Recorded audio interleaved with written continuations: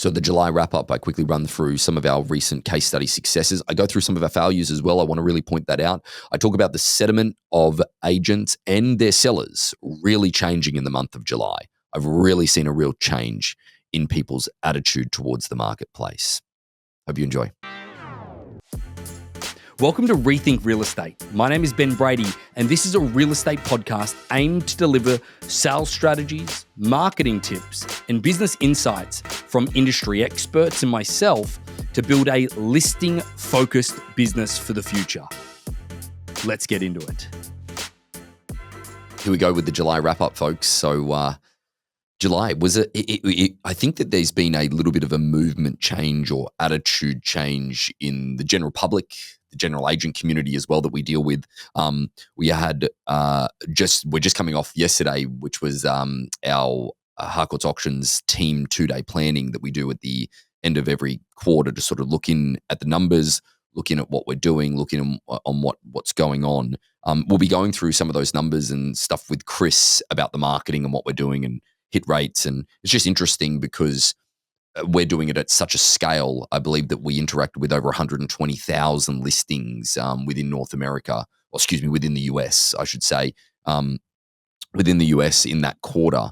And, just interesting to see like what rate of response that you get, just so that you can look at those types of numbers for your own client databases or whatever it is. It's just really good to see that you have to do so much in order to actually get what type of response. But then also we've managed to actually go through and segregate our numbers into bad responses, people that just don't appreciate us reaching out to them, and positive responses as well. Because I think you can get lost in the numbers of the fact of like, oh yeah, we had over 1,200 people reach back out to us.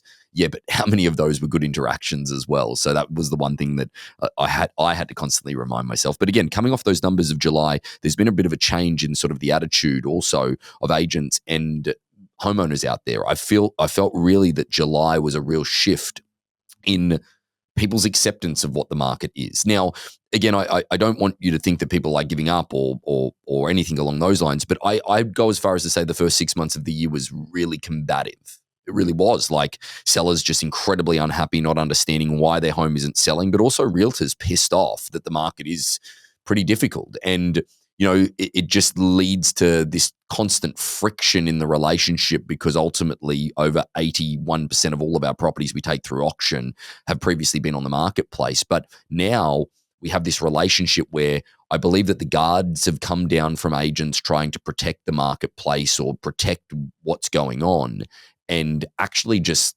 asking for help or being accepting of the fact that we are there to legitimately help them through the process. And I've seen that. I've seen that from like 90% of our agents that we're working with at the moment. In over 8 states is where we've got auctions at the moment. We have well in excess of, I think it's like 300 agents that we're working with currently. And there's a great deal of this feeling of that, hey, we're in this together. We're trying to do the best we possibly can. The client feeling that as well, no blame or anything along those lines, as long as the job's being done correctly. Like, don't get me wrong, there's certain situations that I get into the middle of, and it's pretty clear that, either the client, being the seller, has not been upfront with the agent around what their expectations were in the beginning, from a price perspective, or even from an expectation of how often they should be contacting them or anything along those lines. And there's also the other case where the agent just really isn't communicating with the client and avoiding it completely. And that really creates the friction. But in most of the situations, agents are communicating really well with their clients. The client's just really appreciative that they're out there really combating the marketplace and doing the best they possibly can. But I felt that shift. There's no doubt about it that there's more of an acceptance of where we are in the market, and there's more of an acceptance that it's probably going to be here for a lot longer than anybody will want, but it's going to be here for a while. Now, I did mention that word help just before, and I want to make sure that you understand that is really our new theme within the company. We come up with a theme each quarter, and help is one of those things that agents, we from a Harcourts auction perspective, internally discussing the agent marketplace as we did for 2 days, is that we were wondering, like, why do people just not ask for help? It's an industry that ultimately, then we come back to ego. Is it ego? No. but it's also not knowing who to ask, I think is one of those things. And that's one of our new forward-facing messages that we're going to take out in all of our outreaches, that, hey, we are here to help you. Okay, try and find that pain point, and hey, we're here to help you. And again, I think that that's something that can be carried across for all of your real estate transactions with your clients as well. Just reminding them that you are their resource in order to help them make real estate decisions easier, and to be the one there helping them understand where the market is at the moment, helping them understand how much their asset is worth in the current environment. But July had some really successful results. Just going through a couple of the case studies here as well. Florida, it's been really difficult, but we did a property closer to the Naples area, Bonita Springs. This property was with Mr. Joseph Scott. It was on the marketplace for 18 months, multiple price reductions, and we were able to put it out at a bidding to start from at 900, selling for $1,075,000. So a good result there, considering that area has, I believe it is now almost 2 years worth of inventory on the marketplace in that price point. So again, it was really great to see that result with Joe. Another one, Annie Watson, who's one of our auction pioneers up in the Bay Area, is a great commercial property. It was mixed use, kind of like it was commercial, and there was multifamily as well attached. It was a pretty finicky, interesting building in Menlo Park, El Camino Real, bidding to start from on that $5 million, selling at 6.5 under the hammer. We had 5 registered bidders on that property. This property had previously been on and off the marketplace for about 2 years, the seller trying to sell it. We ended up getting more than what it was previously on the marketplace at. But that being said, it was just really interesting to see in that commercial space people having an appetite to compete, to bid, and the appreciation for that. Because what I mean by that is that in the commercial space, it's usually a lot of due diligence. Oh, I'll put it under contract. Then, my due diligence period is, 60 days, 90 days. I'll get around to it, so to speak. Providing everything up front, like we do in our auction process, the inspections of the building, everything along those lines, really provided us to have a really clear-cut conversation with people. It was no umming and ahhing. It's sort of like, oh, yeah, well, yeah, we're interested, but we're worried about this, and this. Or, it's like, well, here's the documents. Have a look at them and go through them. The other thing that also, and again, someone's going to probably comment that you're an idiot, Ben, you probably should have done that earlier. It's funny because there was so many lease documents and so much documentation on this one. It just came out one day. A guy's like, wow, there's a lot to sort of understand. I'm going to need some time. I'm like, hey, why don't you just throw it in ChatGPT and ask it for a summary of everything? So it's something that we're going to be encouraging. It's actually something with the new website that we're going to be bringing out here too, with disclosures and things along those lines that we'll be encouraging as well, or giving some level of a summary based on what AI was able to do. Make sure you cross-check it though, folks, because at the end of the day, it can make shit up. So, so just be careful. That's one of the disclaimers that you definitely absolutely have to have when you're obviously going through detailed reports and things along those lines. A couple of others, the Boulder, Colorado area. Loveland is an area that's north of Boulder. We had a closing in Boulder with Shannon, who was one of the agents there, and then Scott, also her dad, he then came on and gave us another property, a property at Springglade Road in Loveland. We closed that one, bidding to start from at 1.1.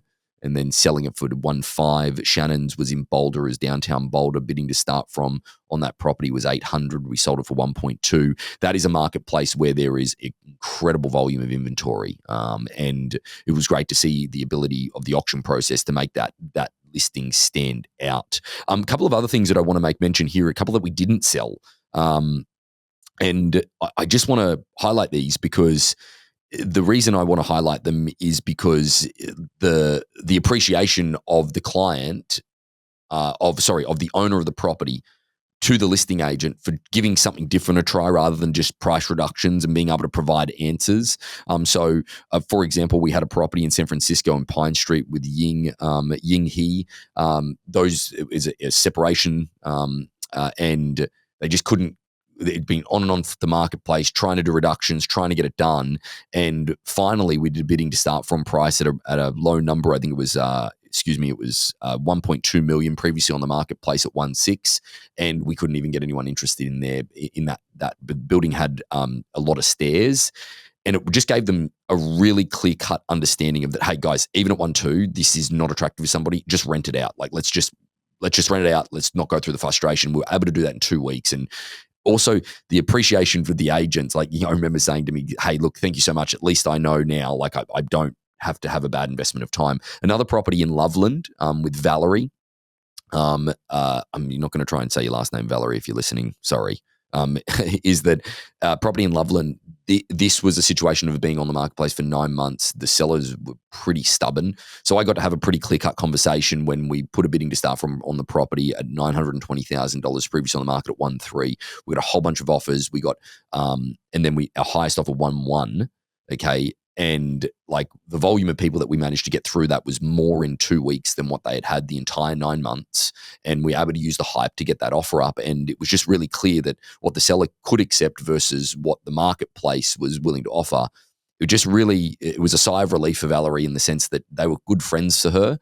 So a good relationship with them, and she didn't want to be the one to let them down. So we were the ones to kind of let them down. And it was just it's working in that sense as well. Like, again, our job is, yes, we need to sell properties. Yes, we need to make our 1%, but it's also building a relationship with an agent. Now, Valerie will bring us more business. She's already talking to somebody else about a conversion of the auction because of the experience of us helping her in that situation. So all in all, though, July, a decent month, still tough out there.